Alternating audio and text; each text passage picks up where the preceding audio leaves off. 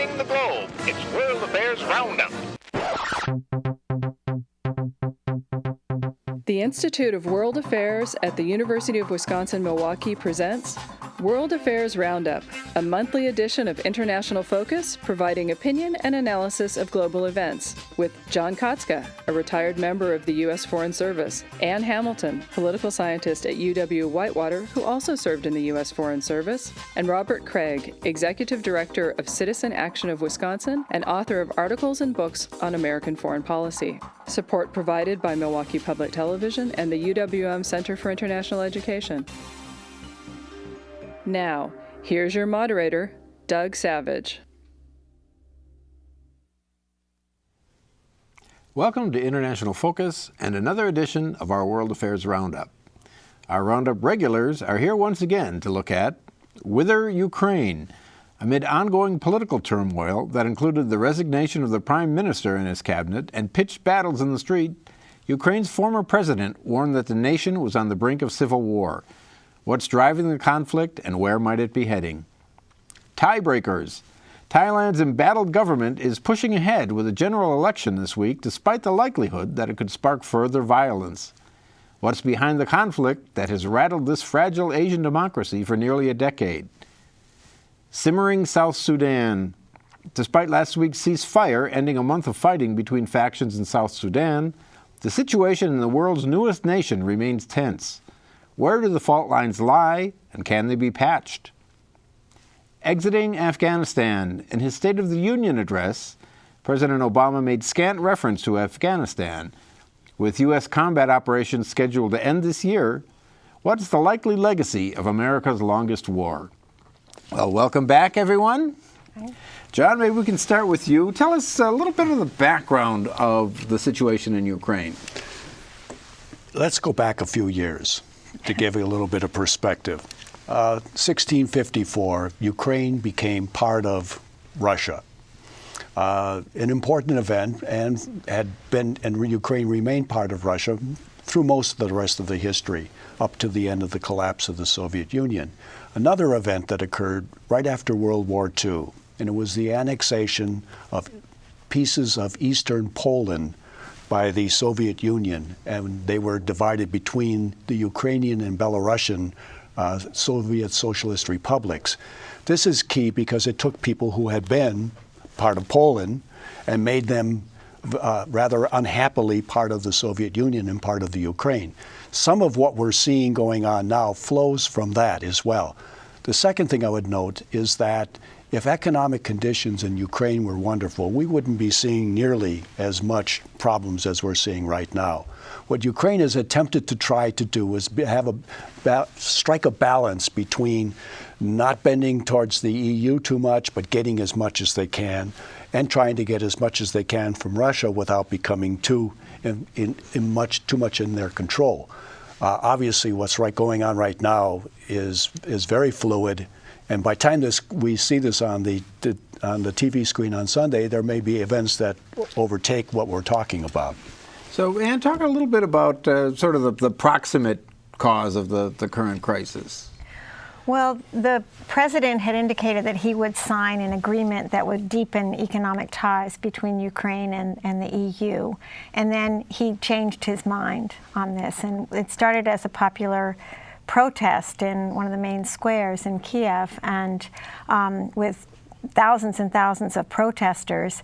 And there's been a standoff, and since then it's been hijacked somewhat by people who are in various parties. There's a whole spectrum of parties, including those who are pro-EU, who have been joined by some who are right nationalist and some who are even farther to the right, who are sort of taking over buildings and introducing a very ugly side to it, thugs and all. So it sort of spiraled out of control. What seemed like a protest over a relationship with the EU has raised a whole lot of other issues having to do with historical issues, the differences between the Russo eastern part of Ukraine and the western part of Ukraine, and a lot of different issues, including the economic troubles that are there. Well, Robert, let's talk a little bit more about the diversity within the opposition. I mean, As is so often the case in a complex situation, there's sort of a shorthand that really doesn't capture much about, yes, it's the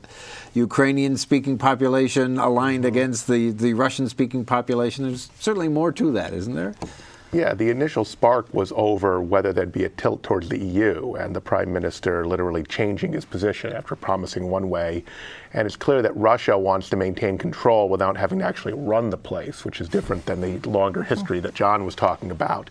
But what's happened is that there are plenty of Russian-speaking, Russophone Ukrainians in the eastern part of the country that could side with the protesters. So it's not a clean split. There are some who believe they're being driven away from that because of the crypto-fascist nationalist elements that, as Aaron was talking about, have hijacked the movement. And so that's pushing it more into a Ukrainian-speaking versus Russian-speaking divide. But it's an extremely fluid situation. There are a lot of complicated divides. It's a very weak government, and it's not a very strong country economically.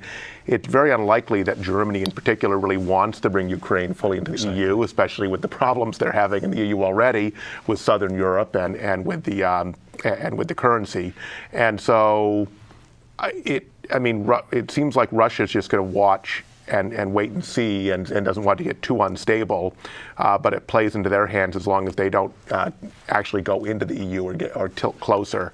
They're very worried about U.S. actions in this area, and some people actually believe that the invasion of Georgia was a shot across the bow at Ukraine in the first place. So the internal and the foreign policy situation is extremely complex. So let's talk a little bit about sort of the Russian dimension to this. What in the current strategic context does Ukraine mean to the Kremlin? It's the soft underbelly strategically for Russia. It is the most viable route into Russia. Germany used it in World War II. Others, Napoleon used it before. So keeping Ukraine at least in a neutral being probably a somewhat desirable, but keeping Ukraine connected to Russia is a very desirable outcome. It also has agricultural and mineral potential, and it has the two seaports on the Crimea, which are very important to Russian strategic interests in the Mediterranean. So, besides the Kremlin, obviously, who is backing the government then at this point? We talked about the diversity of the opposition. What cards does the government have to play? Good question.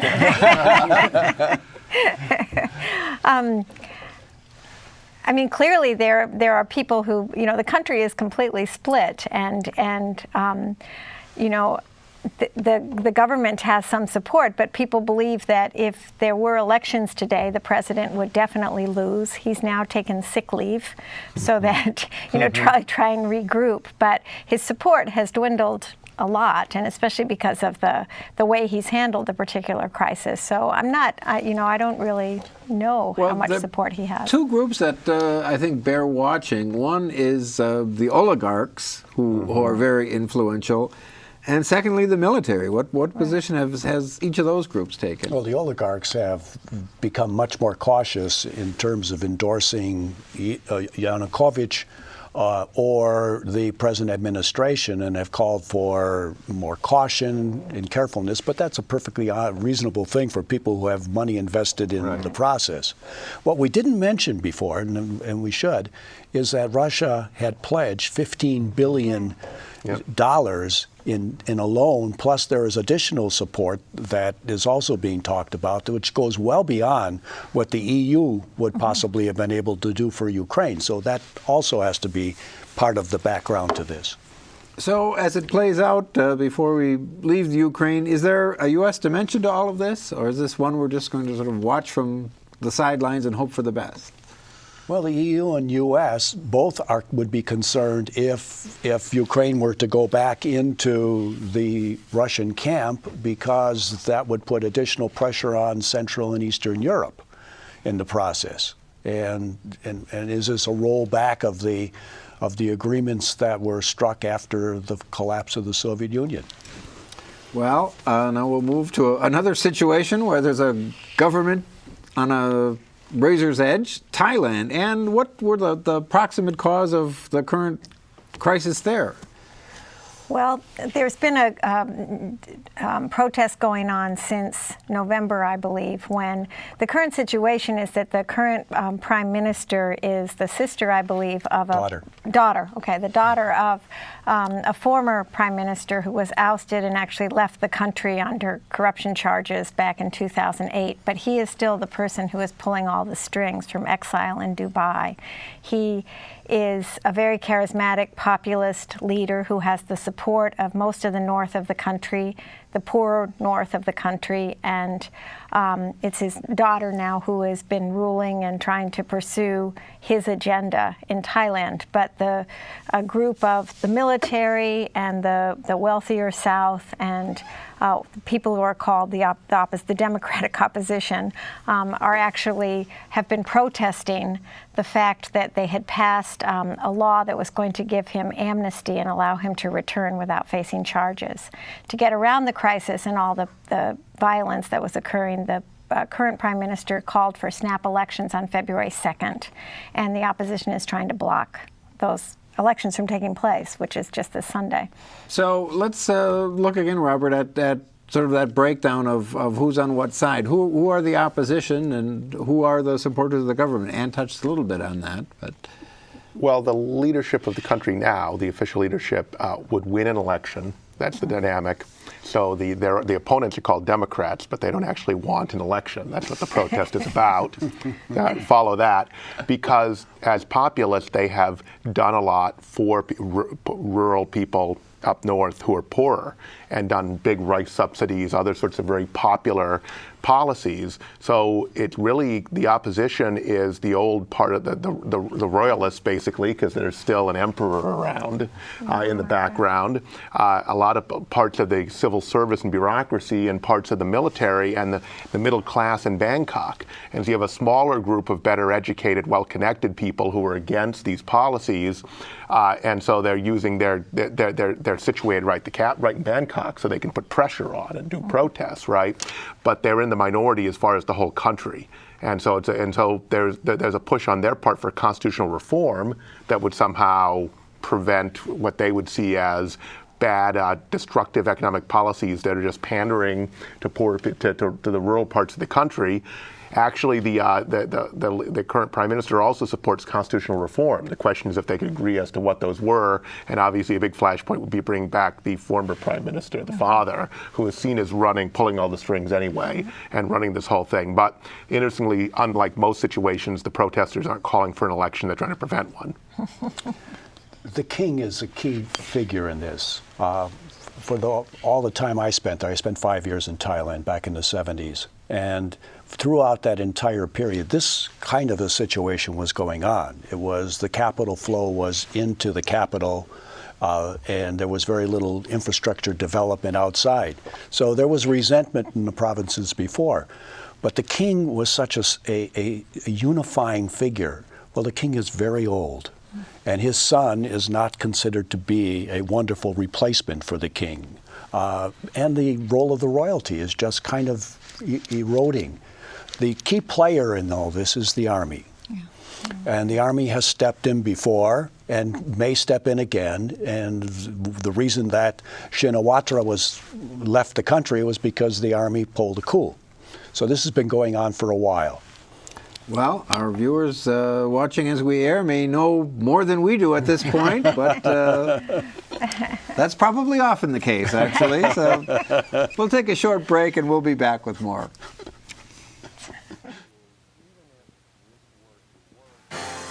The Institute of World Affairs presents our community with a range of public programs relating to global issues, U.S. foreign policy, and the world economy. For more information about the Institute of World Affairs, call 414-229-3220 or visit our website at www.iwa.uwm.edu.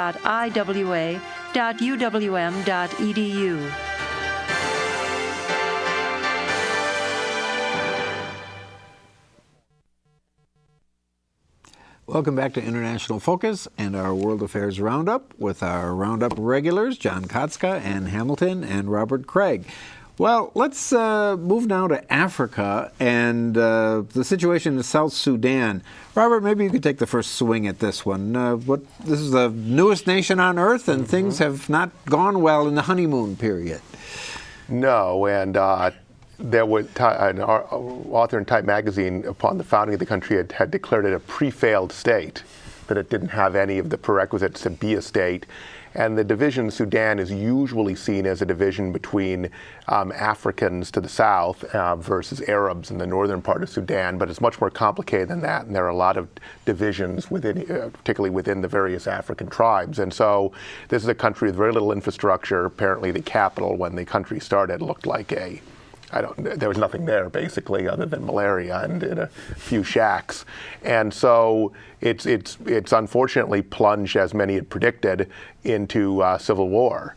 And so there's an attempt to mediate and bring some sort of peace between the major players, but there's a huge amount of refugees, large number of deaths, and there are no basic civil institutions whatsoever to hold this country together. And so it does have rich resources, it has a lot of oil, for example, but as is often the tragedy in Africa, no way to really use it. There were some who had hoped that this would be the beginning of breaking up the basic lines that were based on colonial lines that made no sense in terms of actual national divisions in Africa, and that this would somehow be the beginning of that and could work. But so far, unfortunately, the pessimists seem to be winning out, and it's a human rights and a tragedy right now, and is going to require a lot of UN and European and American help at this point to even restore stability, let alone deal with the humanitarian crisis. Well, I think this begs the question of the role of self-determination in Africa and how far can you take it? I mean, what about that, Anne? I mean, if the South Sudanese felt they were a nation apart, shouldn't they have the right to be one? Or who decides whether they're ready or not? Well, apparently no one, except for them. But actually, it's almost an accident, because when there were years and years of civil war, the latest from '83 to 2005, when a peace agreement was negotiated, and under the terms of the peace agreement, which included the whole country, there are various provisions in it. But one of them was to allow the people in the South Sudanese, who had been particularly strongly persecuted by the government in Khartoum, to have a referendum. But at the time that it was negotiated, the leader of South Sudan was not seeking independence. He wanted some kind of autonomy, and then shortly after it was negotiated and there was a provision for a referendum, he was mysteriously killed in either a helicopter or plane crash. And so it sort of, and then the people in the South got increasingly hostile towards the North because they thought they were going back on. So really, it wasn't really part of the arrangement in the beginning. So there is a certain amount of, a sense that this was an accident that happened. And it's certainly playing itself out as, they are not ready for independence. And the fact that they've had, this terrible attempted coup, so-called coup, with thousands and thousands of people dying, and now they've arrested the coup leaders and said they're going to try them on treason. So it looks as if the trauma and the violence is going to continue. But I think you were correct in looking at the larger question. What does this mean for Black Africa, as it's often called? I think it's the tribal basis to much of Africa played out in Zimbabwe, where the two tribes went after each other. It's playing out now. It didn't start that way, but it's playing this way in southern Sudan now, which has turned into an ethnic conflict. I think it is potential to rewrite all the borders in Africa, but probably breaking them down, first of all, to tribal connections, and then who knows what follows. So where does that end? I mean, not just in an African context, but, how far down sort of sub-identities can we viably go? We have the Czechs and we have the Slovaks that broke apart. We have Yugoslavia that broke up into all its ethnic entities. And they're probably, and I think the Bohemians are agitating in the Czech Republic for identity. It depends on people's imagination. You know, when I started graduate school, they said, you know, common states don't break up. Bangladesh was the anomaly. I started in September 1989, and the Berlin Wall fell a couple months later, and just dominoes. So I don't think we actually know. But is there a process? I mean, let's go back to sort of Africa as the context. Is there a process where this could be done in a more orderly way? Well, those who make up the African Union have a vested interest in keeping the borders as they are. Mm-hmm. So it's going to be, they're going to have to be pushed aside before any of this happens. South Africa is likely to go in as one of the principal, and Nigeria as the principal peacekeepers in the region to preserve the existing status quo. The problem is that this notion of who's ready has a really problematic history. Yeah. I mean, if you go back to colonial times, the World War I settlement, there was a notion of countries not being ready and setting up protectorates, which were nothing more than just the mandate period. Yes, which were nothing more than excuses to exploit in imperial terms these countries. And so the notion we'd set up some sort of group to decide who's ready and what they needed to have would cause a lot of repercussions around the world among lesser developed countries who remember that colonial legacy. So, if we're handicapping just back to our example of South Sudan, where does it end? I mean, can the country make that leap to viability? I don't think it's really important right now whether or not it makes its leap. We are going to be observing what happens. I suspect that the international community is going to be bailing out in some way or another the costs that go along with that. As long as it is one small country like that, we can watch. Right, and the UN has troops there, so they're going to be involved in trying to create some kind of order, although they have a difficult task. Well, let's look at another story that has a more clearly defined American angle to it, and that's Afghanistan. As I mentioned in the opening, there wasn't a lot said about Afghanistan in the President's State of the Union address, but where are we now with plans to end combat operations by 2014, and that there's some negotiations going on with the Karzai government? Talk a little bit about that. Anyone can jump in.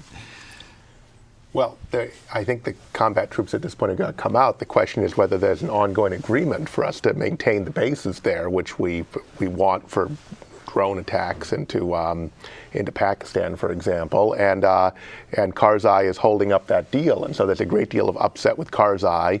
There are conservatives in foreign policy world in the United States who want to blame it just on him and say that there are other rational actors who will come to the fore when he leaves later this year, but that's quite unclear. I mean, we talk about failed states. This is a failed state we're trying to prop up, and it's really hard to understand how we're going to be able to do that. Or it's a state by other definitions, as it has been through most of its history. Right, but there's no question. It seems like the momentum for us largely departing the scene, aside from the bases and some small amount of troops to help the Afghans, is going to happen. And we've created a very large force that is mostly illiterate, and which is the country doesn't have the resources to support, and is not probably very effective. So this is the Afghan police and military to whom we're supposed to turn things over. I mean, the truth of the matter is that there needs to be some agreement between parts of the Karzai government and the reasonable parts of the Taliban, which is a much more complex group than people realize, and not all Al-Qaeda, to stabilize the country. That's what needs to happen. And that's where part of the problem is. As we talk more and more about leaving, this is working against the more moderate components of the Taliban to try and find an accommodation. The more radicals are saying, well, let's just wait until they're gone and we'll just go back in. Well, in the wait until they're gone school of thought, what about Karzai? I mean, he's mandated to step down later this year, and not so many months actually. April. So can we just wait him out and see what happens? Well, it's the timing's really difficult because we're trying to make decisions now as to how many how many troops to leave, and I mean, as we speak, they're doing taking the logistical moves that they have to. Today, I was hearing about the fact that the base in Kyrgyzstan is closing down at the same time, which also the U.S. base is closing down. So that complicates the situation as well in terms of movement of troops. And as long as he refuses to sign something, that leaves us in limbo, and we don't know what's going to happen afterwards. And so, what is the sentiment behind his reluctance to enter into an agreement? Well, look, all he has to do is look what happened in Iraq. All he has to do is listen to the debate that's going on around the United States to know that there is no clear path that we have. And the president hasn't been a clear leader on this one either. There has not been a particular, other than we're going to pull back and pull back, there hasn't been really any consideration given to all those people who have been in there for the last several years, working with women's programs, democracy programs, press programs. Where are they going to be left when all these troops are gone? I mean, those Afghan troops are going to protect them? I don't think so. There's a lot of concern about what will happen to the status of women. Right. The one advance really has been the status of women in terms of access to education, just being able to be part of civil society. So there are women leaders are very concerned that the situation will lead to a real reversal, particularly if the Taliban come in and take control, especially the radical elements. Well, we'll have to leave on that uplifting note for an uplifting edition of our show to our viewers. We'll see you next time with more International Focus.